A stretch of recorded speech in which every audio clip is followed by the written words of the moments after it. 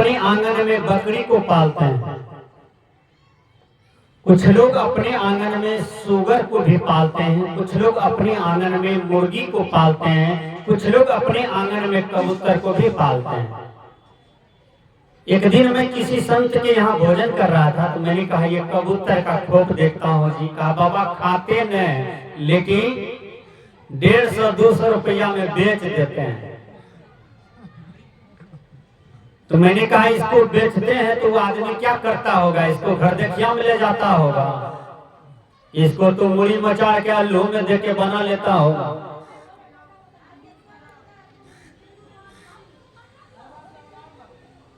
वेद के ऋषि ने कहा अनुमंता, विषसिता, निरहंता, क्रय विक्रयी, संस्कारता, चौपहारता, घात के स्थिति, घात का अर्थात हत्या की अनुमति देने वाला, काटने वाला, बेचने वाला, परोसने वाला, देखने वाला, बताने वाला, खाने वाला, ये 8 प्रकार के हत्यारे होते हैं जो सबको पाप लगता है।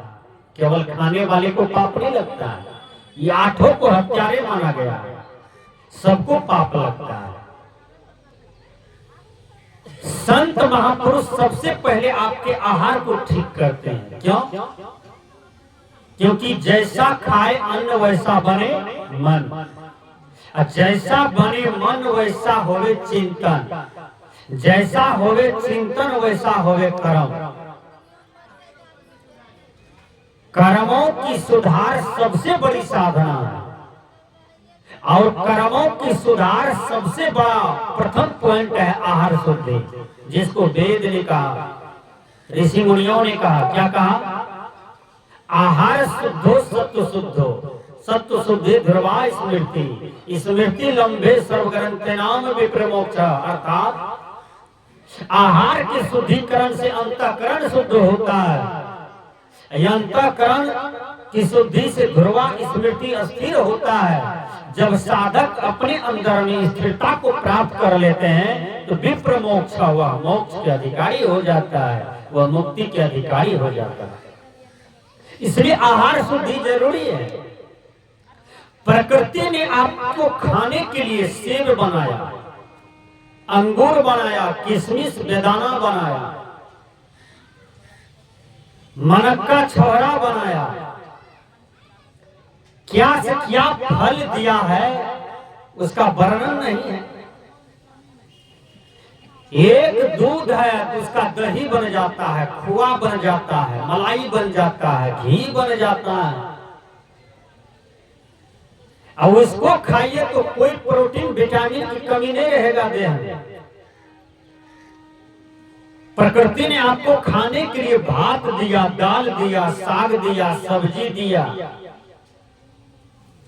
ऊपर से पापड़ भी दिया, एकदम मन मस्त रहे मनुष्य का। इतना बढ़िया बेजोर प्रकृति ने आपको शुद्ध सात्विक आहार दिया है, लेकिन उसको त्याग करके मनुष्य कुसंग बस, जिभ्या स्वार्थ बस, मछली को पकड़ करके उनका हत्या करके उनका भोटी लाड़ा देह सहित कहा जाता है।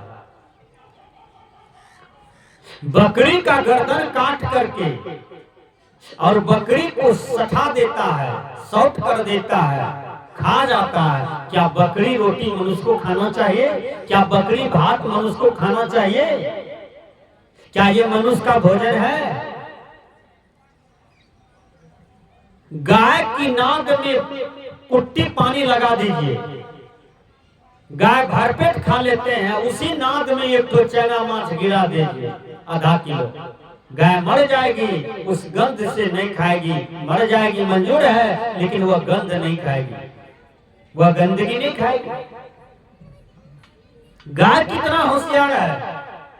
आप कैसा प्राणी है कि आपको खीर मिलता है तो वो भरपेट खा लेते हैं, तस्मै मिलता है वो भरपेट खा लेते हैं, पूरी दुनिया मिलता है वो भरपेट खा लेते हैं, साहू के यहाँ गए वहां मुर्गा भात बना वो भरपेट खा लेते हैं।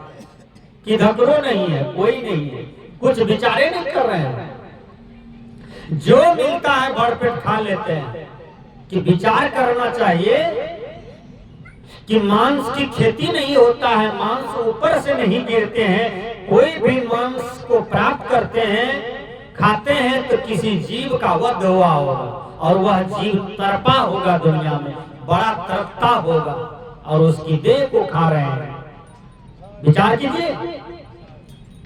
संत कहते हैं कि मनुष्य जन्म से शाकाहारी आता है, मांसाहारी नहीं आता। मांसाहारी कुसंग बस बनता है।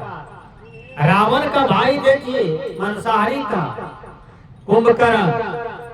रावण मांसाहारी था, मेघनाथ मांसाहारी थे, लेकिन वही रावण खानदान में एक विभीषण को देखिए जो ईश्वर भक्ति में लीन थे और गुरु भक्ति में लीन थे, प्रेम में लीन थे। हर घाट में परमात्मा को देखना, ये विभीषण जी महाराज को ज्ञान प्राप्त हो गया था। विचार कीजिएगा, एक दो भाई दानव हैं, लेकिन एक भाई सच्चे मानव है। विभीषण जी का कितना बढ़िया कर्तव्य है। सभी जैसे तैसे अकाल मृत्यु को प्राप्त हो गया, मार धरान में रह गया, लेकिन विभीषण जी महाराज सत्य पर रह गए और अपनी सत्यता को पकड़ करके चलते रह गए। विचार कीजिएगा, केवल सत्य का नैया नहीं बुड़ता है, नहीं डूबता है। असत्य की नैया कभी भी डूब जा सकता है, कभी भी डूब जाता है। संत कहते हैं भजन के माध्यम से मनुष्य को पालना चाहिए। तो क्या पालना चाहिए? गौ पालना चाहिए। गौ केवल हिंदुओं को नहीं, मुसलमान को भी पालना चाहिए। गौ की हत्या नहीं करना चाहिए। गौ माँ की समान होता है। जब बच्चा पैदा लेता है हमारे यहाँ, वह बच्चा को गाय का दूध दिया जाता है। यदि माँ को दूध काम में नहीं आता है, तब वही दूध को पाल पाल करके बच्चा जवान हो जाता है, मस्त रूप में पाले जाते हैं। तो गौ माँ से बढ़ के होता है। इसलिए किसी भी स्थिति में किसी भी आदमी को गौ के साथ धोखा नहीं करना चाहिए। जैसे माँ के साथ धोखा नहीं करते हैं, उसी प्रकार गाय के साथ धोखा नहीं हो। गाय आपकी माँ है, चाहे सिख हो, यहूदी हो, पारसी हो, हिंदू हो, जो भी हो, गौ आपकी माता से बढ़ करके है।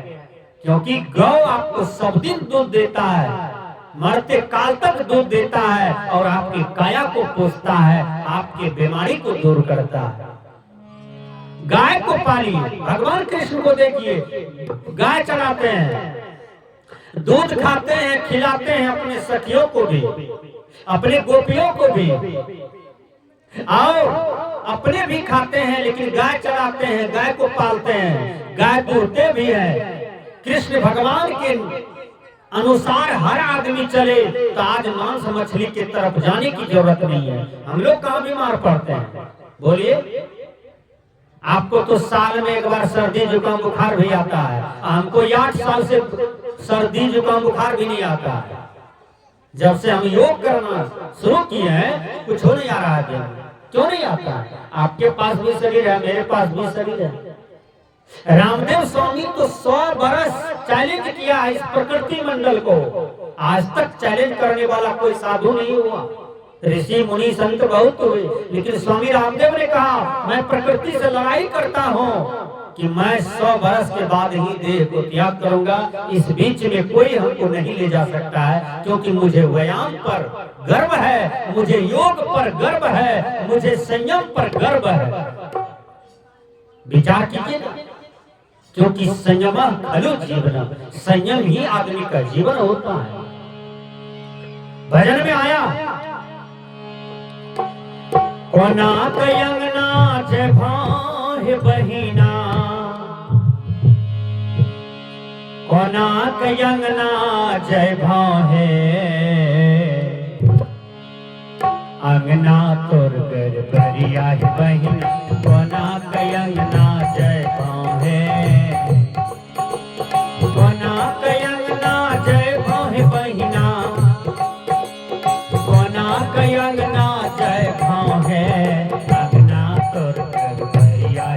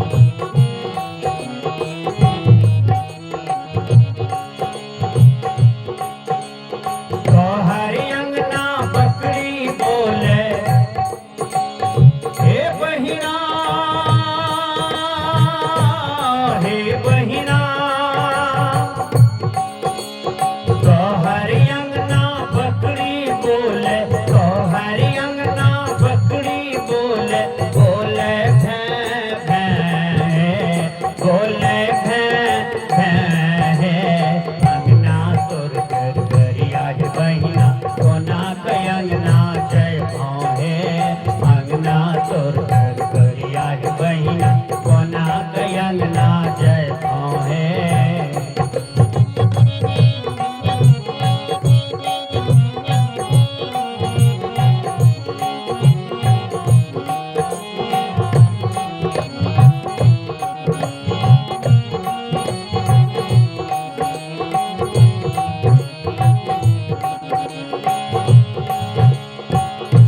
ये तो प्रथम अवगुण है। अब बहिना बहिना से कह रही है, हे बहिना, दूसरा दुर्गुण क्या है? सत्संग क्या है पहले समझिए, सत्संग के स्वरूप को समझिए। सत्संग का मतलब ये नहीं होता है कि बहुत भीड़, पंडाल, बंदगी भाव, क्या बाबाजी था, ये सत्संग नहीं है। सत्संग का मतलब होता है कि सत्य में प्रतिष्ठित होना, सत्य की ओर बढ़ना और सत्य को पकड़ करके हमेशा रहना। सत्य में हमेशा रहेंगे तो जीवन में परेशानियां भी आएंगे, जीवन में अनेक प्रकार की बाध्यता आपके जीवन में आएंगे, लेकिन वीर तुम बढ़े चलो, धीर तुम बढ़े चलो, हाथ में ध्वजा रहे, बाल ढाल सजा रहे, बढ़ते चलिए। बाबा में ही कहते हैं सत्संग नित अरो ध्यान नित, रहिए कृत संलग्न हो। आए वीरों, बेविचार, हिंसा, नशा, झूठ तजना चाहिए। ये 5 पाप को त्याग कर देना चाहिए। बाबा में ही ये बतलाते हैं। बाबा में ही आपके कर्म सिद्धांत को ठीक से ठीक ठाक करते हैं। साइकिल खराब है, ले गए मिस्त्री जी के पास, मिस्त्री कहते हैं देखिए मैं सारे बीमारी को पकड़ लिया, पूरा साइकिल में 850 रुपया आप हमको दे दीजिए, वो सुंदर हम आपके साइकिल को बना देंगे। बाबा में ही कहते हैं सत्संग नीत और ध्यान नीत, रहिए कृत संलग्न हो, चोरी, हिंसा, नशा, झूठ, बेविचार तजना चाहिए। ये तो सत्संग आपके जीवन को बना देता है। सत्संग करें, सत्संगी बने। विचारक सुकरात को जानिए, विचारक सुकरात भी सत्संग करते थे। हमारे कबीर पंथ में एक विशाल साहब हुए, वो नेपाल काठमांडू शहर में हुए थे। वो सत्संग कहीं करने लगते थे, कहीं भी, रोड पर, नहर पर, गाय चराने जाते थे, वहां खेती करने जाते थे, वहीं। अब कोई मिला उसी के आगे बैठ के सत्संग करना शुरू कर दिया, तो वो कंठी माला सब ले लेते थे वहीं पर। यहाँ तो जिला वार्षिक होता है, वहां 100 आदमी भी कंठी नहीं ले पाता है। अब विशाल साहब एक दिन में 100 आदमी को कंठी पहना देते थे, बिना स्पीकरे का, बिना पोस्टर पंपलेटे का। विचार कीजिए, जहां रहे वहां सत्संग करें, व्यवहार में सत्संग निभे आपका। सत्संग हो रहा है, माता भोजन बना रही है, वहां सत्संग हो। बहनों सास ससुर की सेवा कर रही हो, वहां सत्संग हो। भाई भाई में यदि प्रेम है तो समझिए सत्संग हो रहा है। पिता पुत्र में प्रेम व्यवहार है, पिता पुत्र में फर्ज निभ रहा है, तो सत्संग हो रहा है। सत्संग का मतलब ये 20 नवंबर बदला घाट के बगल में महेंद्र बाबू के यहाँ बैठ जाना, सुन लेना, सत्संग हो गया नहीं। सत्संग का मतलब होता है बुराई का त्याग, अच्छाई में प्रतिष्ठित, असत्य का त्याग, सत्य में प्रतिष्ठित। लेकिन एक सत्संग है जहां आप बैठे हैं, इसको तीर्थ कहा जाता है। इसको प्रयागराज से भी ज्यादा दर्जा दिया गया है। यहाँ बैठने से महापुण्य होता है। सुनी समझी मुदित मना मजही अति अनुराग, लही 4 फल अक्षत तन साधु समाज प्रयाग। गुरुवर कबीर इसी को कहते हैं, करो सत्संग भरम गर टूटे। सत्संग करो, भरम की गढ़ टूटेंगे। और जहां बैठे हैं ये प्रयागराज से बढ़ के हैं, सुकरात चले गए सत्संग। पत्नी सोचती है कि सबका पति 400 रुपया कमा के सामने लाएंगे, आज हमारा पति को केवल एक मुट्ठी प्रसाद लाएंगे, हमको तो मन लगेगा नहीं। क्योंकि सुकरात रोज काम करते थे, लेकिन सत्संग जिस दिन होता था उस दिन काम नहीं करते थे, उस दिन सत्संग का काम करते थे। देखिए सुकरात को जीने की कला। एक एक आदमी होता है कि जीवन भर काम करता है लेकिन कभी सत्संग नहीं करता है, कभी गुरु का नाम नहीं लेता है। एक एक आदमी ऐसा होता है कि जीवन में कभी माता पिता को एक थाली रोटी भात भी नहीं देते हैं, केवल बीवी बच्चा के लिए जोड़ते जोड़ते मर जाता है, लेकिन माँ बाप को देखना तक पसंद नहीं करते हैं। केवल उसको धन प्यारा है, बीवी प्यारा है, अपना बच्चा प्यारा है। बोलिए ये कौन सी जीने की कला है? जिस माँ ने 9 महीना पेट में रखी, जिस पिता ने आपको पढ़ा लिखा करके डॉक्टर बनाया, ईटा की भट्टी में काम किया, दिल्ली पंजाब में रह करके काम किया, जिस पिता ने दूसरों का खेत कौनी मरवा कमा करके आपके काया को पोसा, वो पिता को एक रोटी भी आपने जीवन में नहीं दिया और उस पिता के साथ गद्दारी करते हैं। आपका जीवन कहाँ जा रहा है? आप क्या कर रहे हैं? आपसे अच्छा तो पशु है भैया, उनको तो अपना बच्चा के प्रति पहचान भी रहता है, लेकिन बूढ़ा माँ बाप के साथ में आप क्या कर रहे हैं? विचार कीजिएगा। संत इसी को सुधारते हैं, ऋषि मुनि इन्हीं व्यवस्था को सुधारते हैं, सत्संग यही व्यवस्था को सुधारते हैं। सुकरात की पत्नी सोचती है कि आज हमको घर में रुपया नहीं रहेगा, लेकिन सुकरात रोज कमाते थे और रोज पत्नी को पैसा दे देते थे। और जिस दिन सुकरात सत्संग में जाए तो उसकी पत्नी का मुंह कान अनहार, एकदम पचैया बिढ़नी का खोता नहीं होता है, बिढ़नी का खोता वैसे मुंह कान कर ले सुकरात की पत्नी। अब देखिए सुकरात की पत्नी झाड़ू लेकर के बैठी है, सुकरात जी सत्संग से आ गए। सुकरात एकदम निफिकिर आ रहे हैं, आंगन जैसे गए, पत्नी घर से निकली और मार झाड़ू, लगभग 25-30 झाड़ू मारा पीठ पर सुकरात को। कहा सबका पति रुपया कमा के लाएंगे और आप सत्संग में गए थे एक मुट्ठी प्रसाद लाने के लिए, क्या मिलेगा आपको इससे? एक पड़ोसी कहता है हाँ काहे मारते हो अपने पति को जी? पति को कोई मारता है क्या? सुकरात कहते हैं कि आप लोग इसको मत कुछ मत करिए, क्योंकि बादल लगी थी, बारिश हो रही है। सुकरात हंस रहे हैं। सुकरात की पत्नी मारते मारते थक करके आंगन में बैठ गई, पानी पीने लगी। सुकरात फिर भी कहते हैं अरे यदि कुछ और बाकी है बरसने के लिए तो और थोड़ा सा चलाओ। सुकरात जी चले गए स्नान करने के लिए और उसकी पत्नी चली गई, पलंग पर लेट गई, क्योंकि झाड़ू मारते मारते थक गई। सुकरात मजबूत थे, सुकरात पचा लिए। पत्नी का जब नींद खुलती है 1 घंटा के बाद, पत्नी सोचती है आज तो हम बहुत थके हुए मालूम पड़ते हैं, स्मरण किया हो हम तो झाड़ू से मारे हैं सुकरात को। मन में चिंतन किया कि इतना मारे हैं तो फिर भी हमारे पति हंसता रहा। मन में फुरते फुरते विचार करते करते सुकरात की पत्नी के अंदर में चिंतन हुआ, विचार करते करते अच्छा ज्ञान हुआ और बढ़िया से मंथन किया। उसकी पत्नी आई और सुकरात के चरण में गिर गई। कहा पतिदेव हमको क्षमा कर दीजिए, हम तो आज आपको बहुत मारे हैं झाड़ुए झाड़ुए। सुकरात कहते हैं कि बादल लगी थी, बारिश हो गई, अच्छा हुआ है। बादल लगी थी तभी तो बारिश हुआ है। तुम्हारे अंदर में सुकरात के प्रति गलत बादल लगा था तो बारिश हो गई, अच्छा हुआ है। देखिए यही महान पुरुष का लक्षण होता है, उसमें सहनशीलता होते हैं।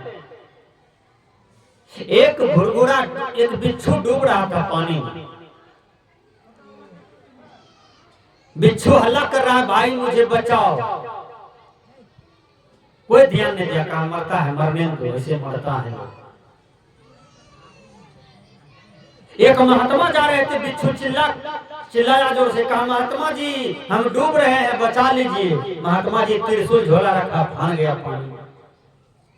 हिलते हिलते गया, बिच्छू को बायां हाथ में लिया, दाहिना हाथ से हिलते हिलते निकल रहा था। जब तक मैं घाट पर आता तब तक मैं 100 डंक मार दिया बिच्छू हाथ में। एक आदमी कहा कि तुमको 100 डंक मार दिया, एक डंक बिच्छू का सहा नहीं जाता है, 100 डंक मार दिया, तुम बिच्छू के प्राण को बचा क्यों रहे हो? डुबान दो और बढ़िया से मारने दो। कहा बिच्छू का फर्ज है, बिच्छू का काम है डंक मारना, साधु का काम है जीव पर दया करना, जीव का रक्षा करना। इसलिए तो भारत आज तक महान कहलाता है, विश्व गुरु कहलाता है, क्योंकि इसमें सहनशीलता की लत है। सहिष्णु में भारत सबसे आगे रहे हैं। आज भी देखिए भारत में बहुत बड़े बड़े विदेश में आकर के यहाँ हमला करके चले जाते हैं, कानून उसको बाद में सजा देती है। भारत को दुख देने वाला खुद अशांत हो जाता है विदेशिया, लेकिन भारत आज तक सब दिन से विशाल था, आज तक विशाल है, सब दिन से महान था, आज तक महान है और आगे भी रहेंगे, क्योंकि यहाँ पर अनेकों महापुरुष का इस माटी से निकलना हो जाता है। इस माटी से अनेकों संत महापुरुषों का निकलना हो जाता है, बहुतों निकलते हैं। विचार कीजिए, मीरा, सबरी, सहजोबाई, लक्ष्मीबाई, महात्मा गांधी, विनोबा जी, भगत सिंह, चंद्रशेखर आजाद, सुभाष चंद्र बोस, मिही, गुरु नानक, गुरु गोविंद, कितने बड़े बड़े महान महान पुरुष सब यहीं पर आए। विदेश में कहा एक आध ठो कहीं कहीं आता है, वो भारत के ही प्रभाव से वो महान बनता है। इसे संत कहते हैं, तो हरि अंगना बकरी बोले,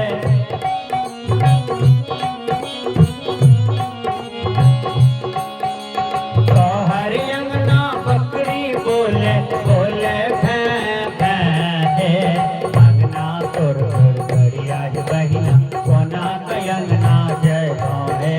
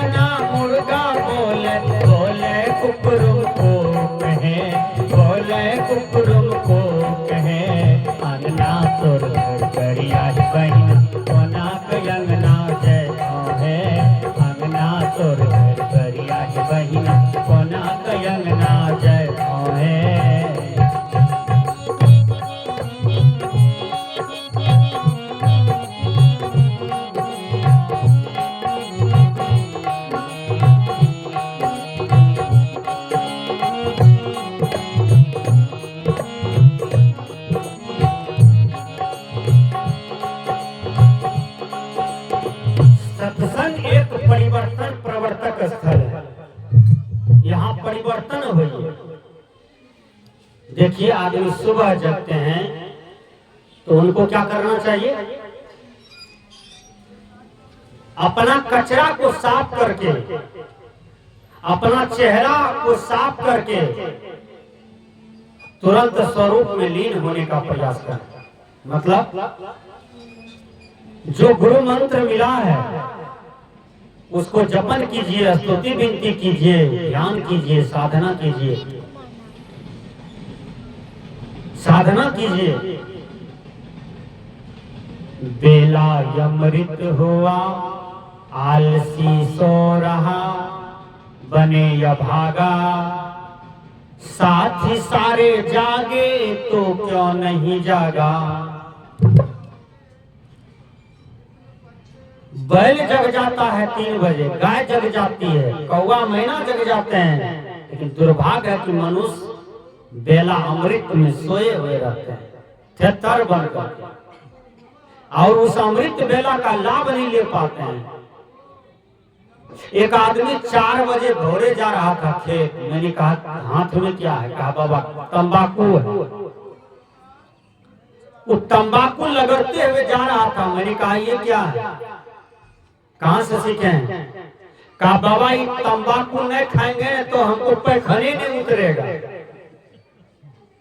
कितना बड़ा अपने जीवन में गंदी आदत को धारण किया है। इंग्लिश के विद्वान कहते हैं अवॉइड बैड कंपनी, अर्थात बुरी संगति से बचो। विचार कीजिए, बुरी संगति से बचो। तंबाकू खाना बुरी संगति है, और खाली पेट में चाय पीने, समझिए आप अपने घोटी में पाचन क्रिया में जहर दे रहे हैं। कोई चाय मत पीजिए, पीना चाहते हैं तो सुबह सुबह सुसुम पानी पीजिए, गर्म पानी पीजिए, उसको ठंडा लीजिए, फिर पीजिए।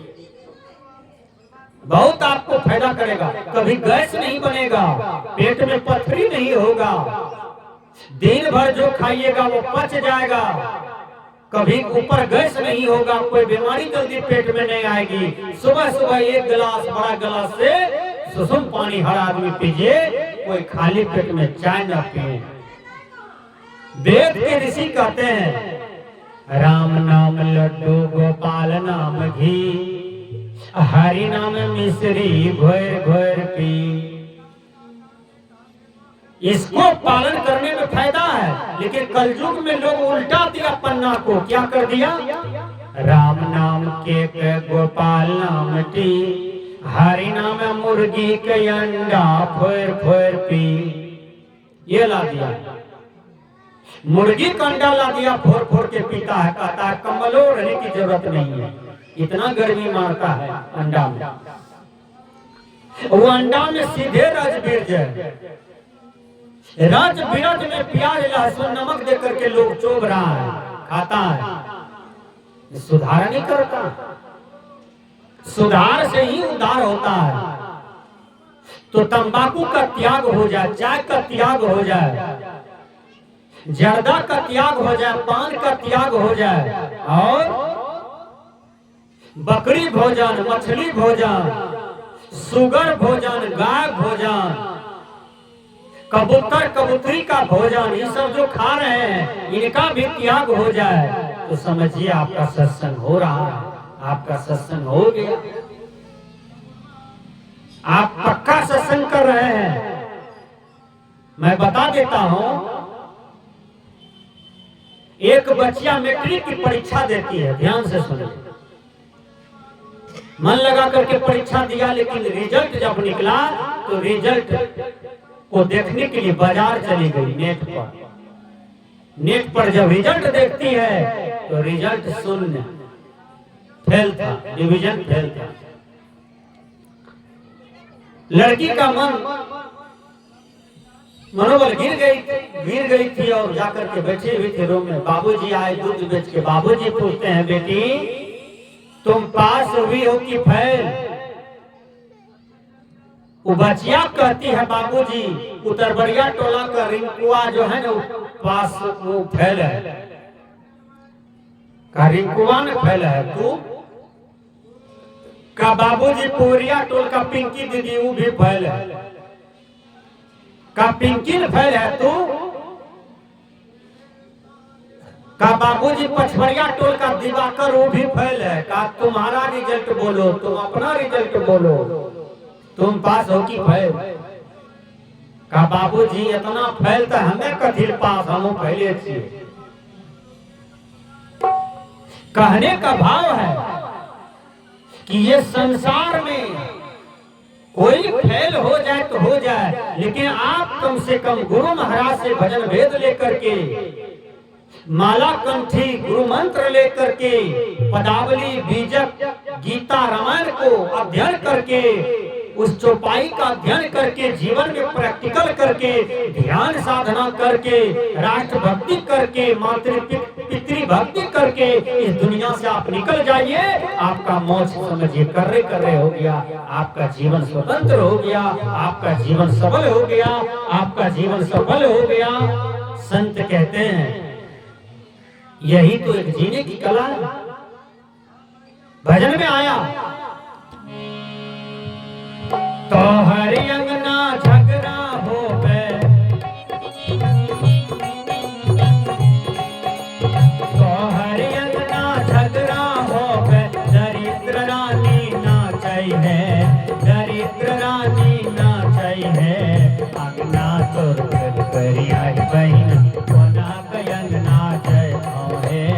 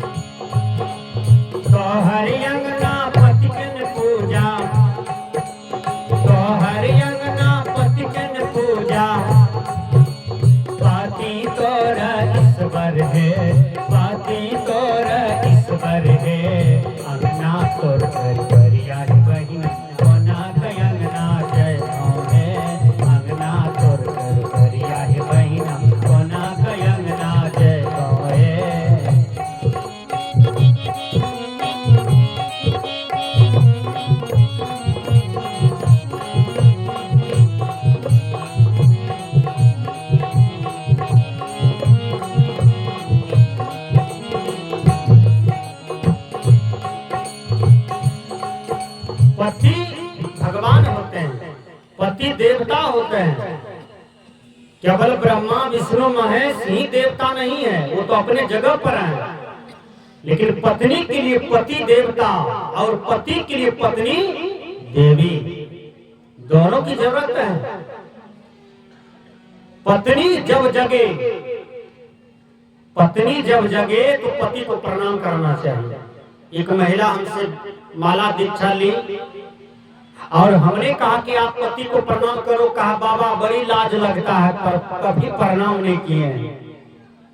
अब पति को प्रणाम करने में लाज लगे, ऐसा तो नहीं होना चाहिए। हर बहनों को प्रणाम करना चाहिए, पति को, ससुर को, सास को। और आपका जो आंगन में, घर में, द्वार में जो कर्तव्य है उसको निभाइए। पति को गाली मत दीजिए। बहुत माता बहन पति को गाली पड़ती है, तोरा देह पर बजरे ज्ञान गिरे छे, एहन गाय पढ़े छे। यानी पतिये के देह पर बजर गिराती है, ये कौन सी गाली है? कोई कोई माता तो पति को कोढ़ी भी कहते हैं, कोढ़िया। ये सब कौन सा लक्षण है, कौन संस्कार है? विचार कीजिए। सती अनसुईया कभी यह बात नहीं बोली थी। सती अनसुईया आज तक संसार में अमर है तो पति भक्ति के बल से। अब ऐसा लड़की का मेंटेलिटी हो गया है कि मोबाइल से, अब देखिए फंक्शन बना करके मोबाइल से प्यार कर रही है, मोबाइल में दुल्हा खोज रही है, मोबाइल से दुल्हन खोज रही है। कैसा जमाना आ गया। 4 बच्चे की माँ दुल्हा छोड़ करके दुल्हा कर लिया है फिर से। कैसा जमाना आ गया। 5 बच्चे की बाप मोबाइल से लड़की चुन करके शादी कर लिया और पूछाई कौन है? कहा फेसबुक वाला मित्र यही है, ओरिजिनल यही है। विचार कीजिए। व्हाट्सएप वाला मित्र है, फेसबुक वाला मित्र है, यूट्यूब वाला मित्र है। ये टच वाला मोबाइल मनुष्य के मनोबल को और गिरा दिया, बढ़ा दिया, चारित्रिक स्तर गिरा दिया। हम लोग के पास भी ये मोबाइल है, लेकिन हम लोगों को कहां फर्क पड़ता है? कोई फर्क नहीं पड़ता। जो रही उत्तम प्रकृति का करी सकत कुसंग, जो उत्तम प्रकृति के हैं तो उसको कुसंग बिगाड़ नहीं सकता है। जैसे चंदन के वृक्ष में सर्प लपेटे रहते हैं, लेकिन चंदन अपनी सुगंधि देती है और वो विषैला सर्प जो है उस सुगंधि को खत्म नहीं कर पाता है। उसी प्रकार यदि आप ठोस हैं हर तरह से, आपको कुसंग बिगाड़ नहीं सकता है। कोई झोंका आपको गिरा नहीं सकता है, कोई आंधी आपको भटका नहीं सकता है। इसलिए क्योंकि आप में गुरु ज्ञान का पावर है, आप में गुरु शक्ति का बहुत बड़ा अनंत भंडार हो गया। इसलिए संत कहते हैं तो हरि अंगना पति के न पूजा, तो हरि अंगना पति के न पूजा, पति तोरा भगवान है, पति तोरा भगवान है। अंगना तोर घर बरिया है बहिना, कोना के अंगना जय भाव है, कोना के अंगना जय भाव है बहिना, कोना के अंगना जय भाव है बहिना, कोना के अंगना जय भाव है। अंगना तोर घर बरिया है बहिना, कोना के अंगना जय भाव है।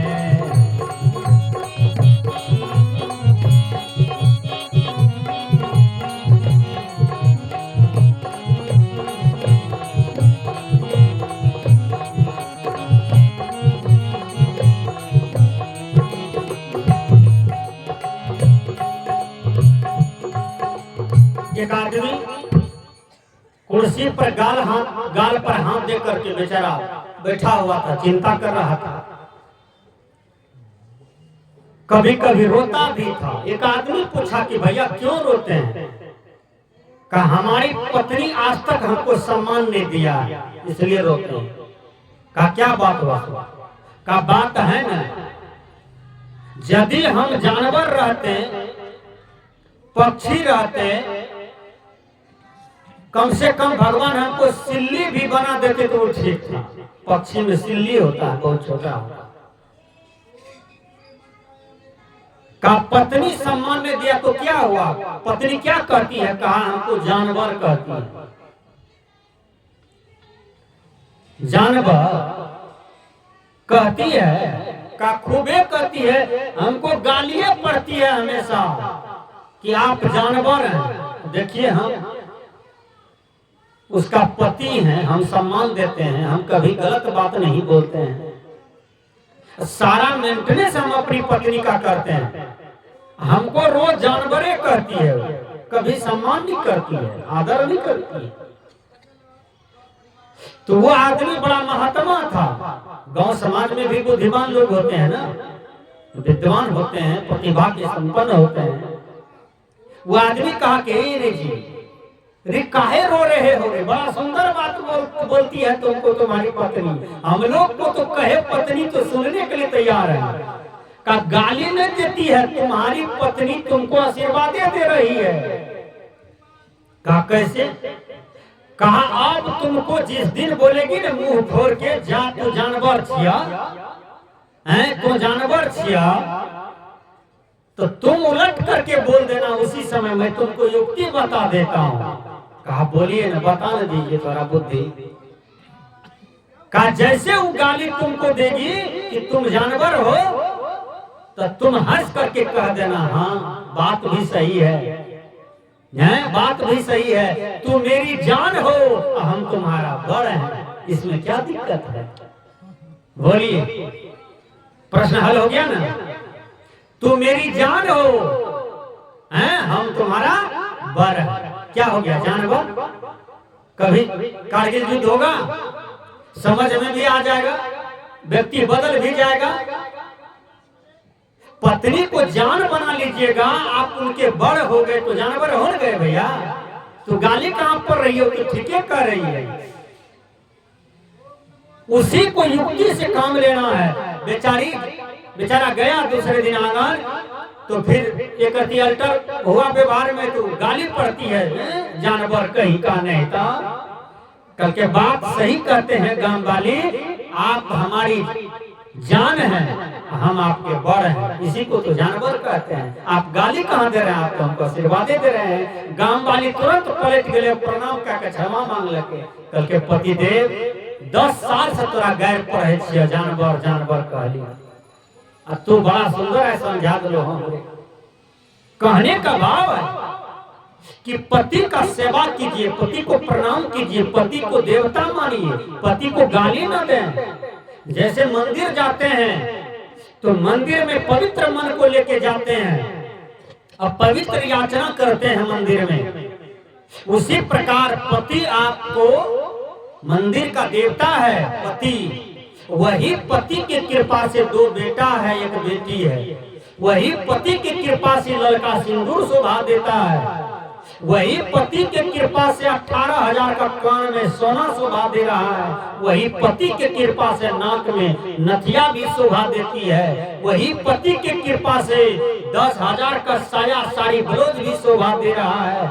वही पति भगवान है, तो आप भगवती बने हुए हैं। वो पति भगवान नहीं रहता तो आपको कुछ शोभा नहीं देता।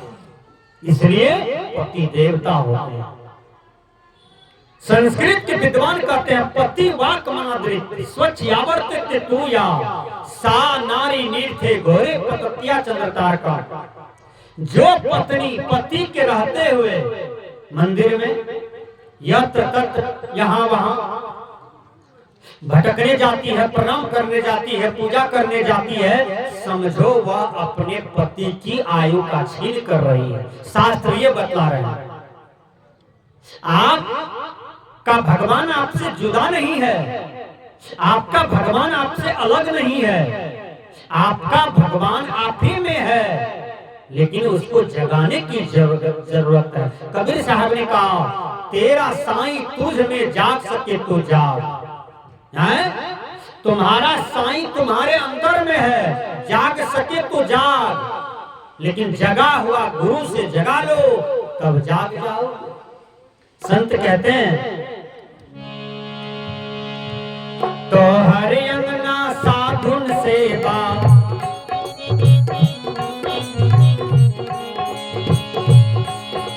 तो हर अंगना साधुन सेवा, अंगना ढला मसान है, अंगना ढला मसान है, अंगना तोर कर भरिया है बहिना, कोना का अंगना जय भाव है,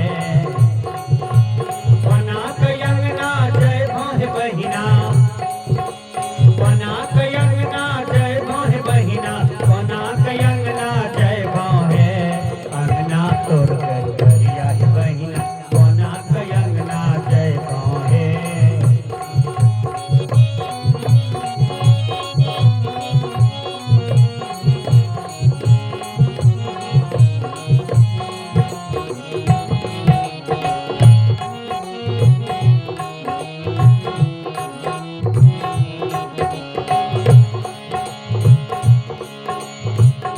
जिस आंगन में साधु का सेवा न हो, एक गांव था, ध्यान से सुनिए, बड़ा सुंदर कथा है।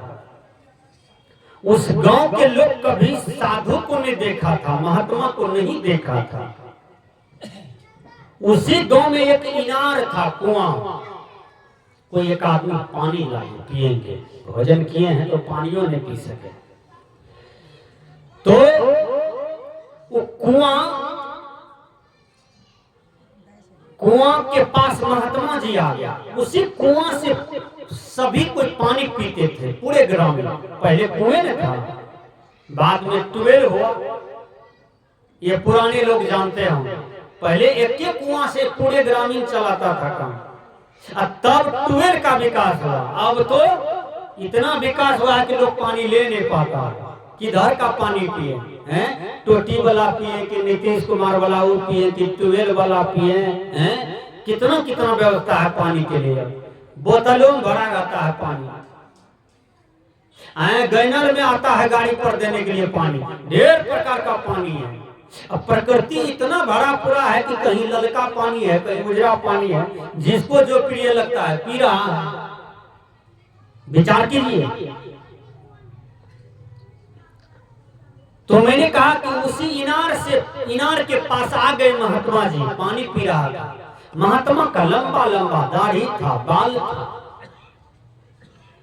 उजला झोला था।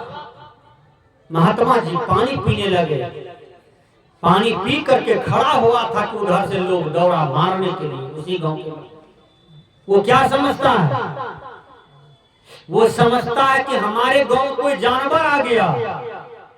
जानवर वो कभी महात्मा बाबा जी देखा नहीं था। वो सोचा जंगल से जानवर आया है। वो दाढ़ी बाल जो देखा ना, वो कभी देखबे नहीं किया था। चुट्टा कमंडल झोला देखा तो वो सोचा जानवर है, मार देते हैं जानवर को। जब तक मैं मारपीट करता तब तक में महात्मा जी कहते हैं ठहरो। तो उसी अनड़ा बहरा समाज में एक आंख वाला आदमी था, ज्ञानी आदमी था। वो कहता है रे ये तो हिंदी बोलता है। कहता है ठहरो, इसका मतलब जानवर नहीं है, ये तो हिंदी बोल रहा है। हम लोग जानवर समझ के इस पर वार करने आ रहे हैं, ये तो हिंदी बोलता है। ठहरो, तो ठहर गए। कहा ठहरो, सब कुछ ठहर गया। तो वही मरद पूछता है कि आप कौन हैं? कहा हम महात्मा। कहो आप ही बाबा जी हैं, आप ही साधु संत हैं? कहा। कहा अच्छा महात्मा आपका काम क्या है बोलिए तो? कहा महात्मा का काम है दूसरों के दुख का निवारण करना, जीव पर दया करना, भटके हुए लोगों को सही राह पर लाना, ये महात्मा का काम है। अरे बाप रे, बड़ा सुंदर बात है महात्मा जी। जब आप दुख से मुक्ति दिला सकते हैं तब ये बोलेंगे आप महात्मा है। लेकिन हमारे समाज में एक अनादि काल से दुख है, निवारण कीजिएगा। कहा कर सकते हैं। कहा देखिए ना, जब दिन डूब जाता है ना तो हम लोगों के घर में अनहरिया घुस जाता है महात्मा जी। हे महात्मा जी, रात रात भर अनहरिये में रहते हैं। महात्मा जी कितनों अनहरिया को डगड़ा से, सूप से, टोकरी से निकालते हैं, नहीं निकलता है महात्मा जी। महात्मा जी समझ गया कि सब छिट खोपड़ी बुझाता है। महात्मा जी कहते हैं जी अनहरिया नहीं निकलता है। कहा बाप दादा मर गया, उसका भी दादा मर गया, कोई नहीं निकाल पाया इस समय से अनहरिया। हम लोग अनहरिया पीड़ित हैं, अंधकार से पीड़ित हैं। तब कहते हैं तुम लोग डीलर को जानते हो? कहा जानता हूं। कहा डीलर के यहाँ जाओ, एक एक गैलन तेल लाओ। बाजार जाओ, बाजार गए हो? कहा कभी नहीं गए। कहा जाओ लालटेन खरीद करके लाओ। लाया, बाजार से लालटेन आया, डीलर के पास से तेल आया। जब शाम हो गया तो महात्मा जी उसी लालटेन में तेल दे दिया।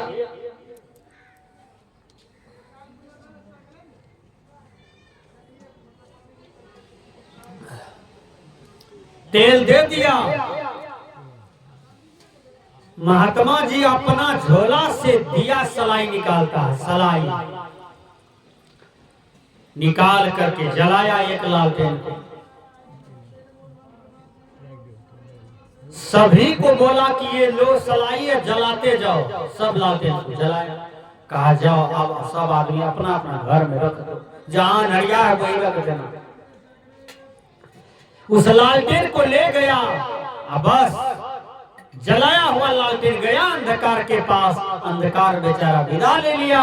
अब आ गई रोशनी।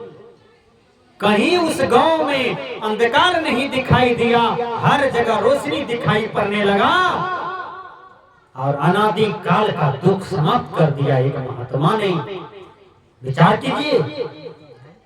अब सभी आदमी को आश्चर्य लगने लगा कि महात्मा सही में दुख का निवारण करते हैं। कहा बाबा पुरखा पति से दुख था, इसको तो आप खत्म कर दिए। अब आप बताइए हम लोग को क्या करना होगा? हम लोग आपका चेला बन जाएंगे बाबा। कहा माछो खाते हो? कहा खाते हैं।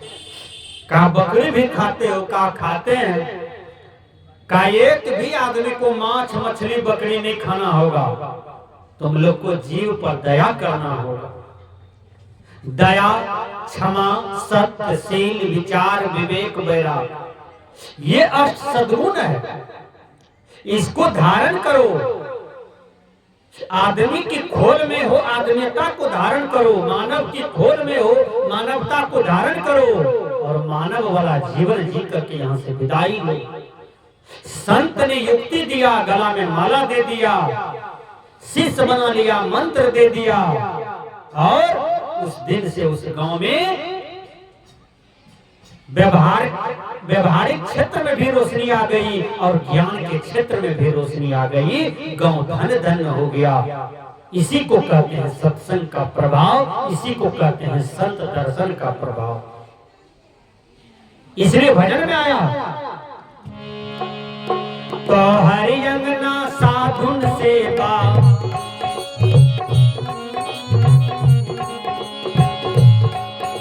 तो हरि अंगना साधुन सेवा, अंगना खेला मसान है, अंगना खेला मसान है, अंगना तोर बरिया बहिना कोना कयंगना जय है, कोना कयंगना जय बहिना, कोना कयंगना जय बहिना, कोना कयंगना जय है, अंगना तोर बरिया बहिना कोना कयंगना जय है।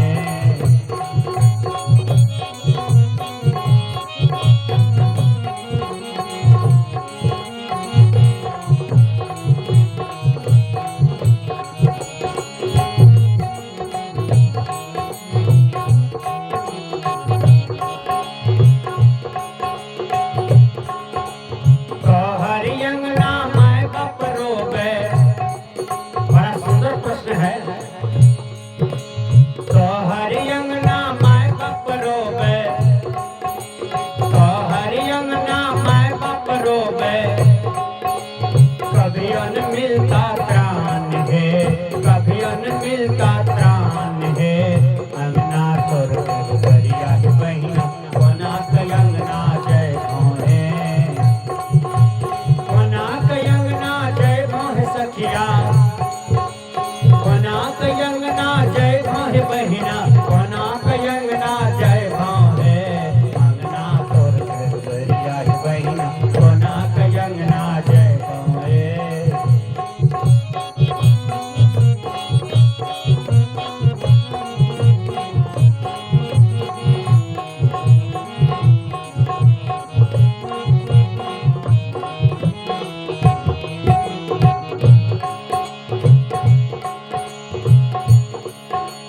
रणबीर दास कहे बहिना,